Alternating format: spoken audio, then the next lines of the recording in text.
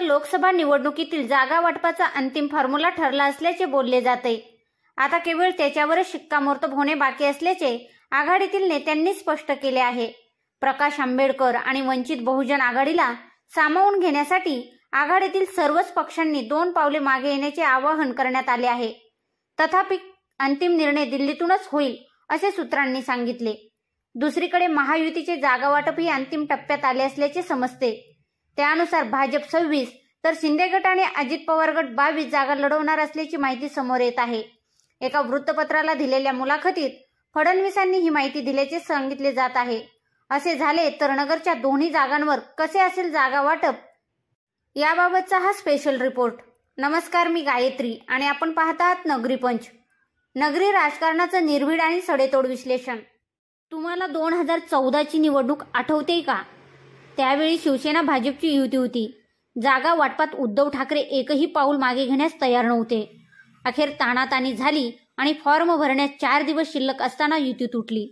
त्यावेळी भाजपमध्ये असणारे एकनाथ खडसे यांनी स्वतंत्र लढणार असल्याची घोषणा केली आणि सगळे वेगवेगळे लढले। फायदा भाजपला झाला।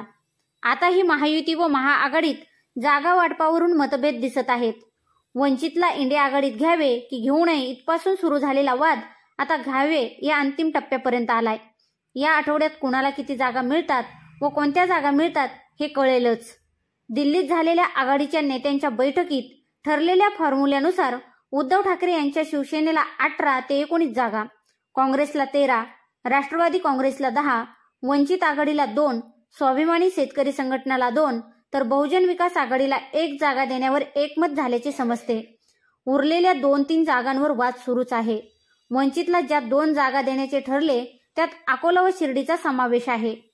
असे झाले व शिर्डी जागा वंचितला सोडली तर निवडणुकीसाठी ठाकरे गटात गेलेले माजी खासदार भाऊसाहेब वागचौरेंचं काय हा प्रश्न राहतो। दुसरीकडे महायुतीच्या जागा वाटपात ही जागा शिंदे गट घेण्याची शक्यता आहे। मात्र शिंदे गटाकडेही विद्यमान खासदार सदाशिव लोखंडे व आता बबनराव घोलप हे 2 पर्याय असल्याचे समजते। शिवाय काँग्रेसच्या उत्कर्षा रूपवते व माजी आमदार भाऊसाहेब कांबळे यांनाही निवडणूक लढण्याची इच्छा आहे। वंचितला ही जागा मिळाली तर वंचितकडून उमेदवार कोण हे अद्याप समोर आले नसल्याचे दिसते। वंचितची ही ताकद या मतदारसंघात चांगली आहे। वंचितला जागा गेलीच तर कांबळे, रूपवते, वागचौरे यांच्या भूमिका महत्त्वाच्या ठरणार आहेत। दुसरीकडे याच मतदारसंघावर महायुतीच्या आठवले गटाने दावा केला आहे। स्वतः रामदास आठवले या मतदारसंघातून इच्छुक आहेत। त्यांनी या जागेचा आग्रह धरला तर लोखंडे घोलप यांचे काय हा प्रश्न राहतो। इकडे नगर दक्षिणची जागा युतीकडून भाजपला व महाविकास आघाडीकडून शरद पवार गटाला मिळण्याची शक्यता आहे। भाजपकडून विद्यमान खासदार सुजय विखेंचे तिकीट फिक्स समजले जाते। फक्त शरद पवार गटाकडून कोण हा प्रश्न राहतो। त्यात राणीताई लंकेंनी लोकसभेचा प्रचार सुरू केल्याने शेवटच्या टप्प्यात लंके पवार गटात जाणार की अपक्ष उभ्या राहणार हे पाहणे महत्त्वाचे ठरणार आहे। जागा वाटपाचे सूत्र पाहता महायुती व महाविकास आघाडी टिकेल का हे येत्या काळात समजेलच। मात्र एकंदर सगळ्याच पक्षात इच्छुकांची संख्या जास्त आहे।